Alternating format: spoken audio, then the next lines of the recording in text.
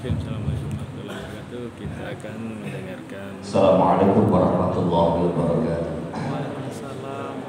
Bismillahirrahmanirrahim. Wassalatu wassalamu ala Rasulillah Sayyidina Muhammadin bin Abdillah wa ala alihi wa sahbihi wa wala la haula wa la quwwata illa billah wa ba'du.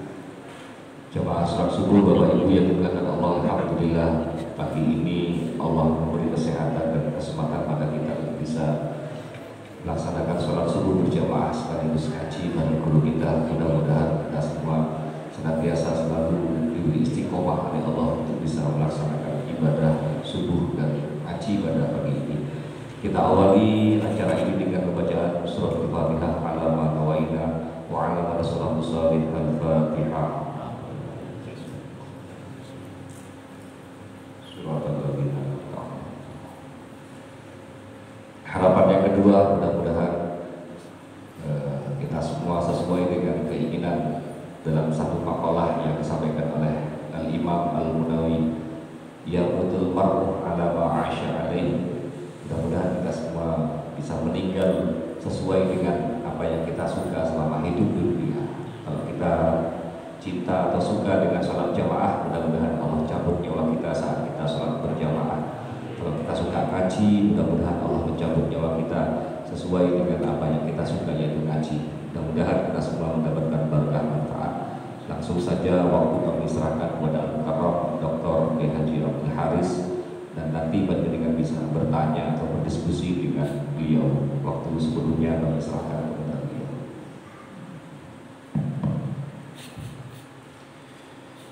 Bismillahirrahmanirrahim. Assalamualaikum warahmatullahi wabarakatuh. Waalaikumsalam warahmatullahi wabarakatuh. Bismillahirrahmanirrahim. Wassalatu wassalamu ala Rasulillah Sayyidina Muhammad wa ala alihi wa sahbihi wa mawala. Rabbi shrah li sadri wa yassir li amri wa hlul 'uqdatam min lisani yafqahu qawli. Amma ba'd. Yang terhormat para kiai, para ustaz, para jamaah salat subuh yang berbahagia. Alhamdulillah pada kesempatan pagi hari ini kita dipertemukan oleh Allah dalam acara kajian rutin. Shalawat dan salam semoga tetap tercurahkan kepada junjungan kita Nabi Muhammad sallallahu alaihi wasallam. Pada kesempatan pagi hari ini saya akan mengurai sedikit tentang masalah anak sebenarnya. Jadi mungkin panjenengan wonten sing kengkang mendengar bahwa baru-baru ini terjadi kasus dianggap serius, ya serius, dan menurut saya harus dianggap serius, ya, tentang pelecehan anak. Itu mungkin panjenengan wonten kengkang mendengar. Anak itu adalah aset, anak itu adalah ukuran. Ketika sejak kecil itu kita tidak perhatikan, maka anak kita akan tumbuh menjadi anak yang kurang membanggakan dan bahkan pada akhirnya akan menjadi malapetaka bagi kita. Saya akan membacakan sebuah hadis tentang anak yang itu harus menjadi perhatian kita bersama. Ini hadis diriwayatkan oleh Imam Abu Dawud.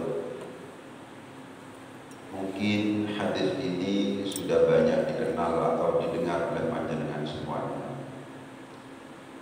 yaitu muru auladakum bis-sholati wa hum abna'u sab'i sinin. Perintahlah anak panjenengan itu dengan sholat. Wa hum abna'u sab'i sinin, pada saat anak-anak kita berusia 7 tahun. Wadribuhum 'alaiha, pukul anak kita kalau seandainya pas umurnya 10 tahun mati meninggalkan sholat. Yang selanjutnya penting juga ternyata dikaitkan dengan sholat. Wa farriqu bainahum fil madaji'i, pisah tempat tidurnya. Pada saat usia 10 tahun itu antara laki-laki dan perempuan tolong dipisah tempat tidurnya. Itu bunyi hadis yang diriwayatkan oleh Imam Abu Dawud.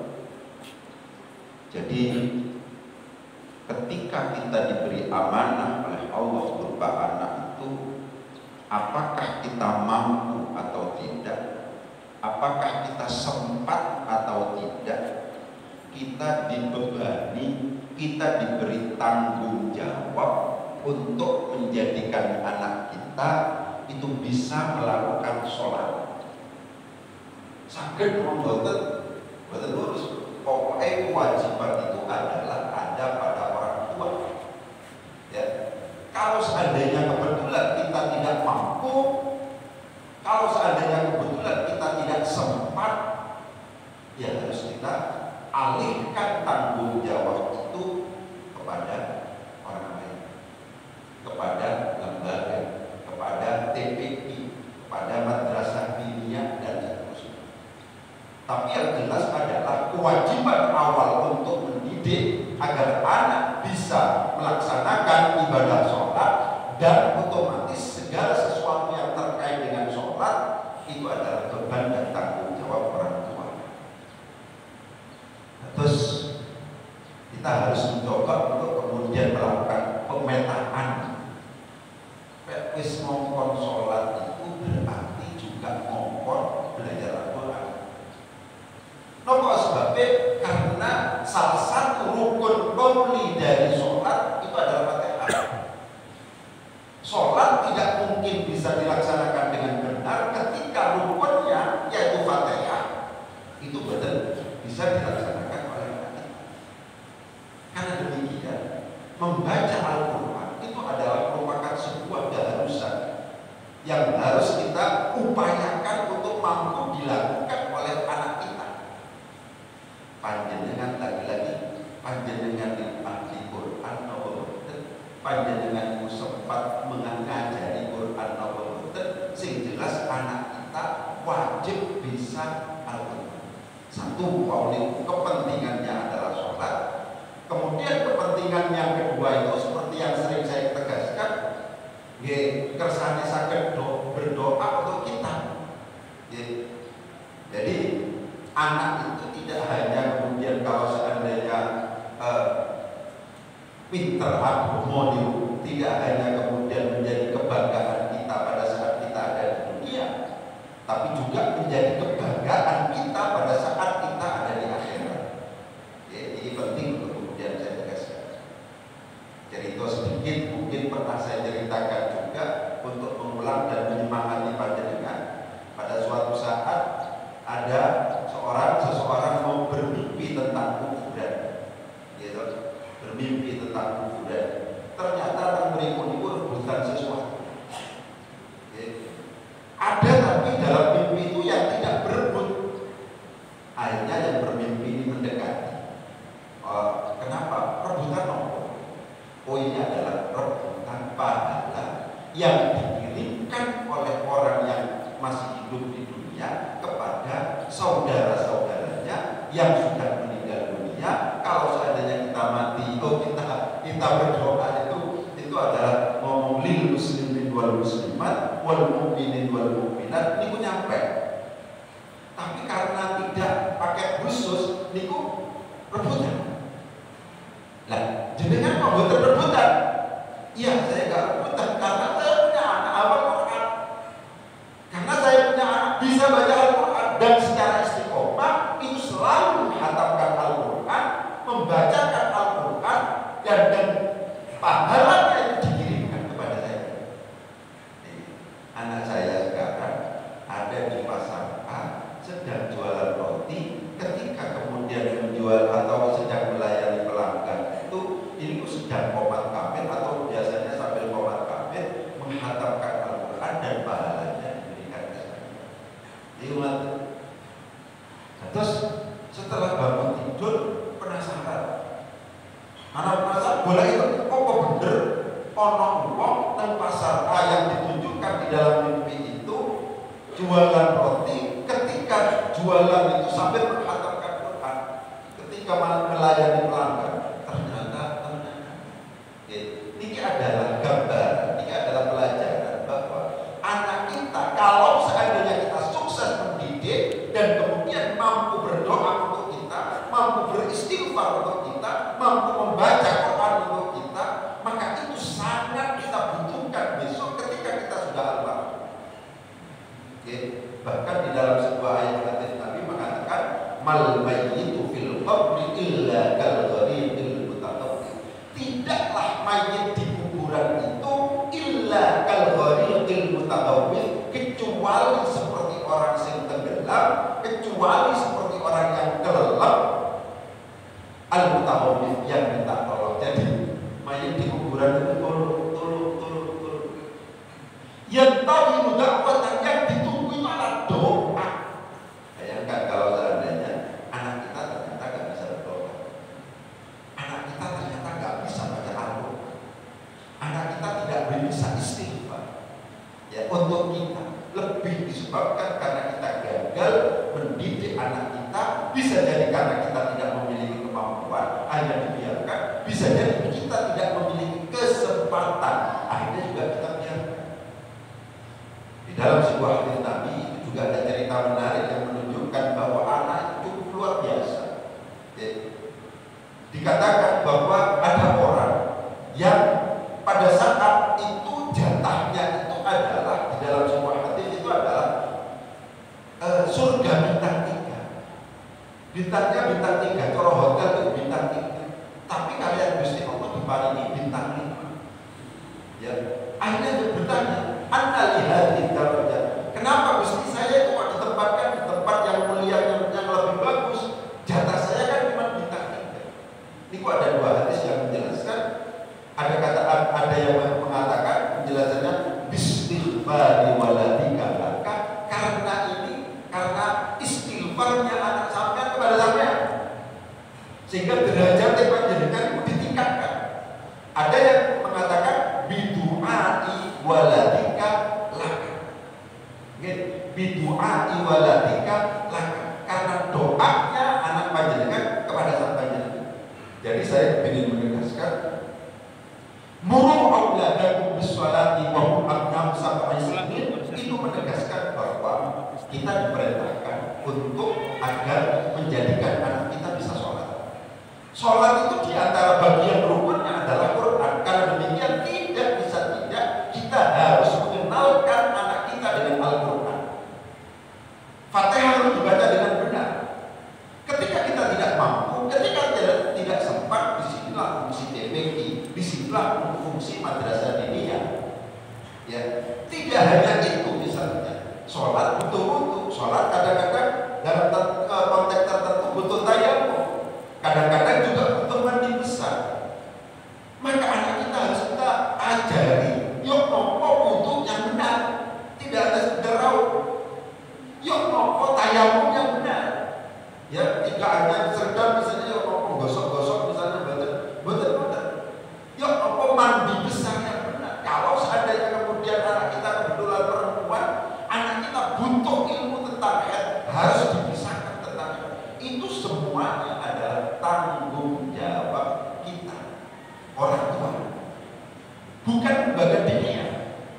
Lembaga diniyah itu adalah mengambil alih tugas dan tanggung jawab. Karena demikian, kalau seandainya kita kebetulan adalah termasuk dalam kategori penentu kebijakan kita, penentu kebijakan, bisa jadi karena kita itu adalah pemilik musola mungkin, bisa jadi adalah karena kita itu kepala sekolah mungkin, bisa jadi karena kita itu adalah misalnya dipercaya untuk misalnya privat agama di keluarga tertentu misalnya. Maka materi-materi yang harus kita berikan itu adalah materi-materi yang memang dibutuhkan oleh murid-murid kita, oleh santri-santri kita, yang nopo carane saged Ya karena memang agama itu tidak memungkinkan kecuali dilaksanakan dengan menggunakan ilmu. Kita memang kan sepertinya sholat, tapi Fatihah nggak jelas, tapi coro nggak jelas, tapi coro gimana caranya misalnya melaksanakan rukun-rukunnya sholat itu tidak jelas semuanya. Seperti yang sering ditegaskan, wa kullu man bi ghairi ilmin ya'malu a'maluhu mardudatun lahu bal. Wa kullu man, dan setiap orang bi ghairi ilmin, yang dengan tanpa menggunakan ilmu, ya'malu melakukan amalan ibadah, a'maluhu maka amal perbuatannya mardudatun ditolak lahu bal, tidak bisa diterima. Jadi ilmu sering saya katakan itu adalah standar dalam Islam. Ilmu itu standar. Karena demikian orang tua sempat nopo boten sempat, mampu nopo boten mampu, memiliki tugas, memiliki tanggung jawab untuk agar anaknya itu bisa sholat dengan benar. Ketika ngomong sholat dengan benar, maka sebenarnya tidak hanya sekedar perintah untuk sholat, tapi sesuatu yang dibutuhkan untuk kesempurnaan sholat itu juga menjadi tugas dan tanggung jawab orang tua. Wow, anak kita harus bisa berdoa dengan benar. Anak kita harus bisa tayamum dengan benar. Kalau suatu saat kok kemudian membutuhkan tayamum, ya harus bisa tayamum dengan benar, mandi bisa dengan benar, dan seterusnya dengan benar. Karena benarnya amalan ibadah standarnya itu bukan perasaan, tapi standarnya itu adalah ilmu. Karena demikian, monggo umpamanya panjenengan termasuk dalam kategori penentu kebijakan, kira-kira desain kurikulum misalnya memiliki wonten madrasah diniyah atau wonten TPI, kira-kira desain kurikulumnya itu apakah sudah mencakup segala sesuatu yang secara nyata niku dibutuhkan oleh anak-anak kita. Misalnya kalau saat ini gak ada pondok perempuan, gak ada istri tadi, itu gak ada pondok ini.